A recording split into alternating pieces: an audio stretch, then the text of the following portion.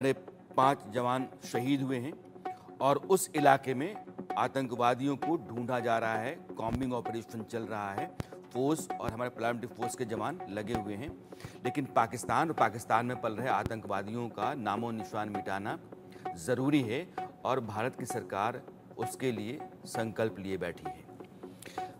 अब रास्ता बदलते हैं। अब बात करते हैं प्रधानमंत्री नरेंद्र मोदी की रूस दौरे की। 2 दिनों के रूस दौरे पर प्रधानमंत्री मोदी मॉस्को पहुंचे हुए हैं और ये वो वक्त है आज की तारीख में अमेरिका में वाशिंगटन डीसी में नेटो की बैठक हो रही है। नेटो के नेता जब वाशिंगटन डीसी में बैठे हुए हैं, उस समय रूस में रूस के राष्ट्रपति भारत के प्रधानमंत्री पुतिन का स्वागत कर रहे हैं। ये स्थितियां हैं। इसका मतलब ये है कि भारत दुनिया को एक मैसेज दे रहा है। मैसेज ये है कि वेस्ट के साथ बहुत अच्छे रिश्ते होने के बाद भी भारत अपने पुराने और भरोसेमंद दोस्त रूस के साथ संबंध बरकरार रखे हुए है, वही विश्वास बनाए हुए है।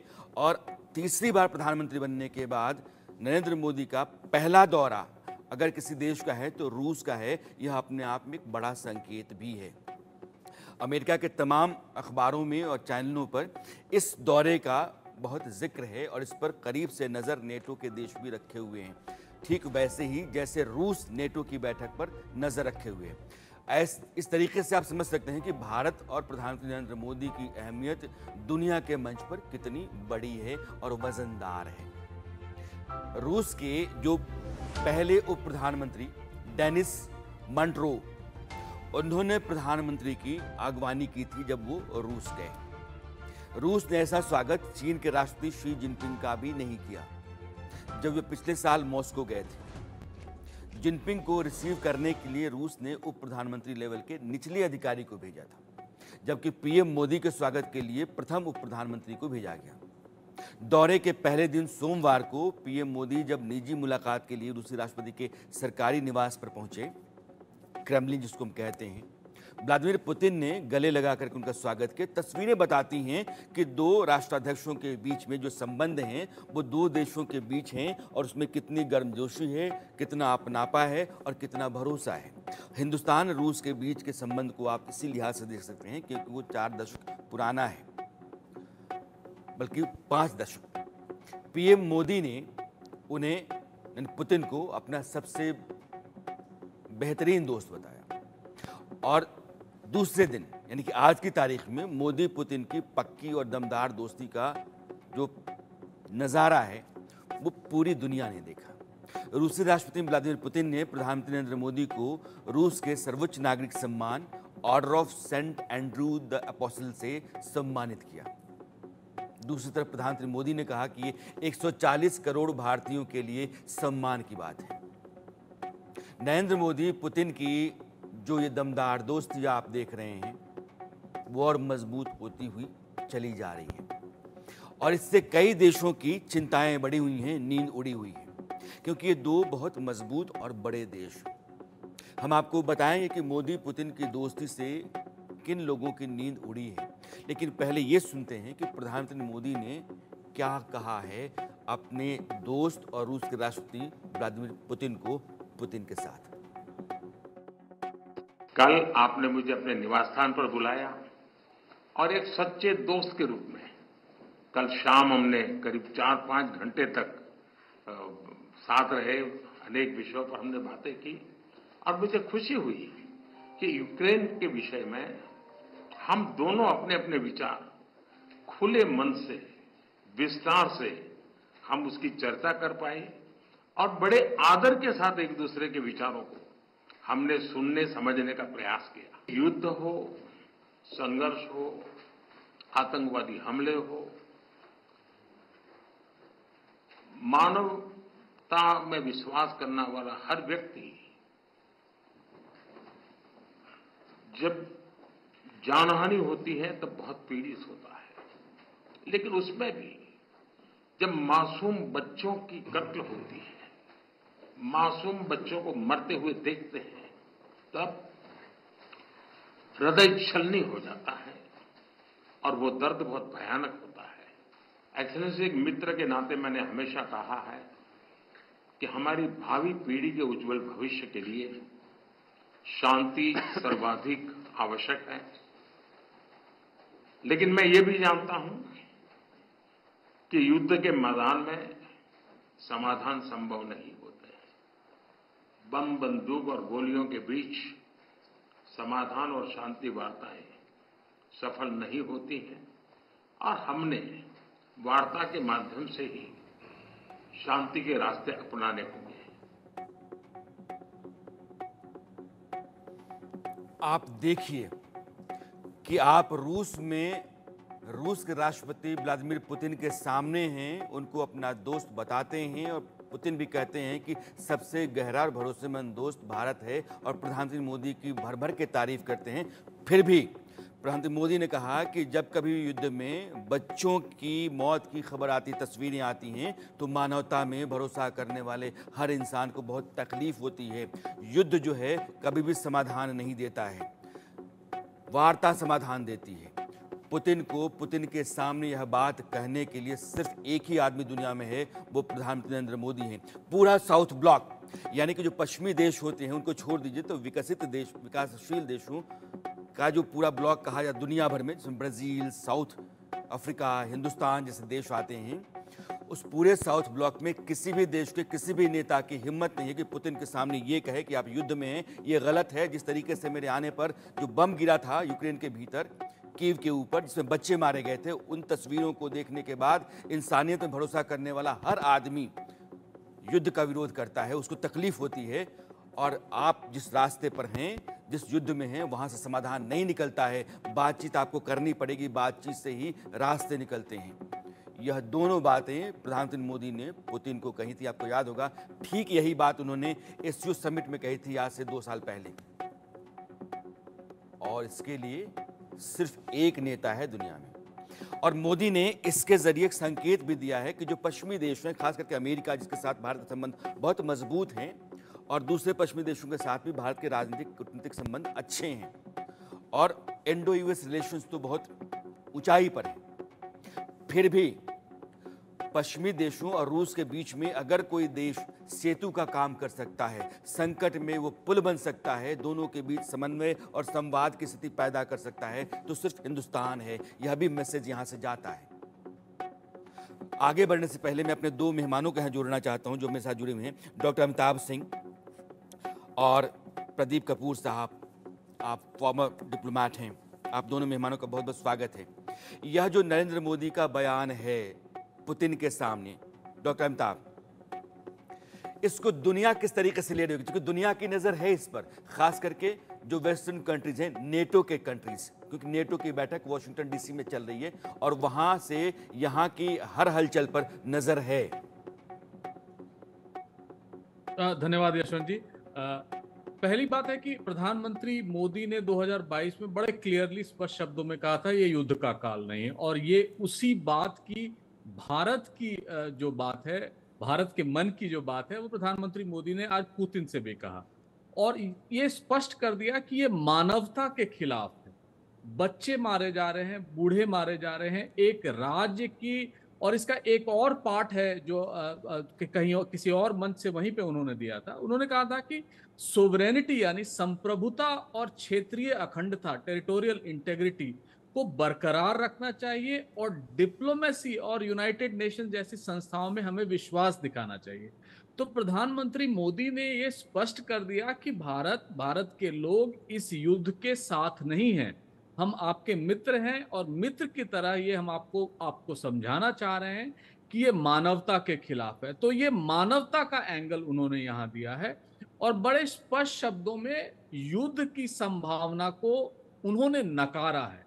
ऐसे समय में जब पूरी दुनिया की नजरें भारत के डिप्लोमेसी पर, और इस कूटनीतिक संबंध जो हमने बहुत प्रॉब्लम के साथ मेंटेन किया है पिछले 2 सालों में, उसके लिए एक बहुत मायने रखता है। और मायने इसलिए भी रखता है यशवंत जी कि प्रधानमंत्री मोदी कई बार स्पष्ट शब्दों में दुनिया के राष्ट्रों में, और जो हम एक स्ट्रैटेजिक ऑटोनॉमी, सामरिक स्वायत्ता जो हम दिखाते हैं, उसका ये परिचायक भी है।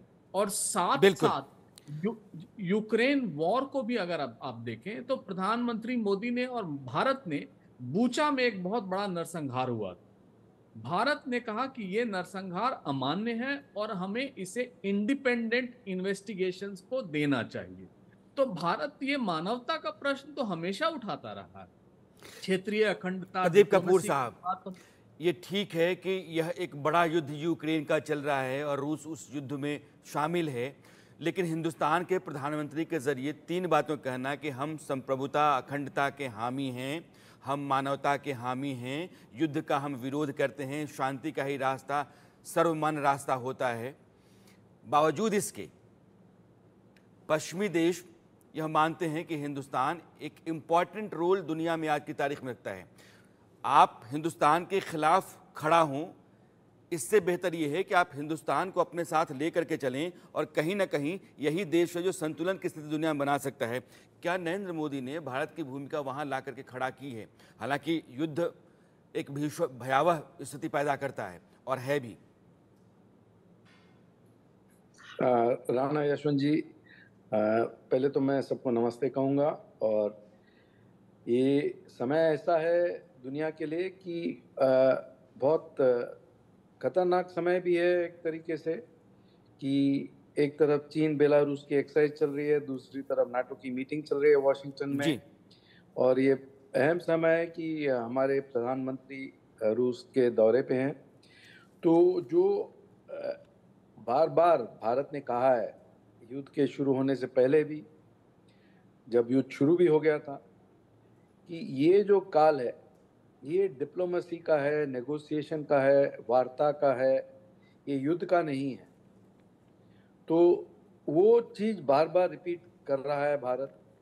तो ये जो एक शांति वार्तालाप हुआ था स्विट्जरलैंड में, जहाँ पर करीबन कुछ 79 या कुछ थोड़े से ज़्यादा उससे देश इकट्ठे हुए थे पीस टॉक्स के लिए, शांति वार्ता के लिए। अब उसमें अगर रूस ही नहीं है तो आप किसके साथ पीस टॉक करेंगे? जी हाँ, तो इसके देश हमारे जो हमलावर है उस देश का उस वार्ता में शामिल होना जरूरी है। नरेंद्र मोदी ने हिंदुस्तान की जो डिप्लोमेसी है उसको भारत के हक में, क्योंकि उन्होंने पुतिन से भी कहा कि मेरा बस एक ही मकसद है, भारत और भारत के लोगों का हित, और हिंदुस्तान ने उस हित को अपनी डिप्लोमेसी के साथ जोड़ करके दुनिया को मैसेज दिया है कि हम आपके साथ पश्चिमी देश हैं, आपके साथ हमारा अच्छा संबंध है, लेकिन हमारा रूस दोस्त है, इसलिए उसको हम बैठ करके समझा तो सकते हैं, सारी कड़वी बातें कह सकते हैं, लेकिन छोड़ नहीं सकते हैं। और यह जो स्थिति है ये भारत के लिए दुनिया के सामने बेहतर इमेज करने वाली स्थिति है। मैं इसलिए कहना चाहता हूं कि दो तीन चीज़ें जो अमेरिका के अखबारों में छपी हुई हैं उसको पढ़ देना चाहता हूं। वॉशिंगटन पोस्ट कहता है कि यूक्रेन युद्ध के बाद पहली बार नरेंद्र मोदी की जो रूस की यात्रा है वो रूस के साथ भारत के मजबूत संबंध को बताती है, जाहिर करती है। मोदी पुतिन को दिखाना चाहते हैं कि भारत अमेरिका संबंध भले ही बहुत ऊंचाई पर हैं, लेकिन भारत पश्चिमी खेमे में नहीं फिसला है। पार्टी लाइन से ऊपर भारत की विदेश नीति का यह हिस्सा है रूस के साथ भारत का संबंध। न्यूयॉर्क टाइम्स कहता है कि रूस को अलग थलग करने की अमेरिकी कोशिशों के बावजूद भारत यानी कि नरेंद्र मोदी ने कूटनीतिक रास्ता नहीं बदला है और भारत को चीन का मुकाबला करने के लिए अमेरिका रूस दोनों की जरूरत है और नरेंद्र मोदी यह संतुलन बिठा करके चल रहे हैं। यह जो दोनों नेताओं की शिखर वार्ता है इसमें जो बड़ी कामयाबी है उसको मैं आपके सामने रखना चाहता हूं। व्लादिवोस्तोक जो रूस का पूर्वी हिस्सा शहर है, बड़ा कारोबारी शहर है, व्लादिवोस्तोक से लेकर के और चेन्नई के बीच में एक समुद्री रास्ता तैयार हो रहा है और यह मैं बड़े मैप पर आपको दिखाना चाहता हूं, बड़े वॉल पर। लगभग 10,300 किलोमीटर का रास्ता है ये रास्ता तैयार होता है तो फिर आप मानिए कि 26 दिनों के भीतर 16 दिन में 24 दिनों में यह पूरा का पूरा रास्ता आप नाप जाते हैं।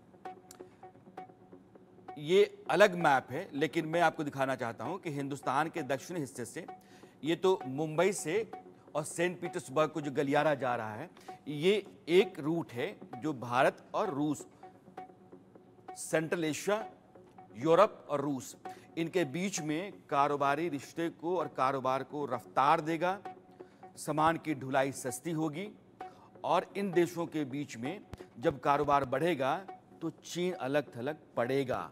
इस रूट का सबसे बड़ा फायदा ये है।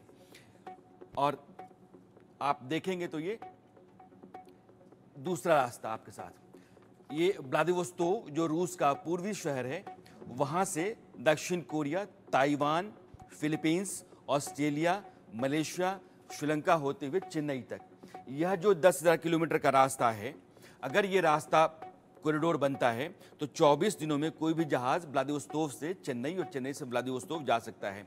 तो रूस और भारत के बीच में जो मशीनरी का, ऑटो पार्ट्स का, इंजीनियरिंग के सामान का कारोबार होता है, ढुलाई कम हो जाएगी और खर्च आपके पास कम आएगा।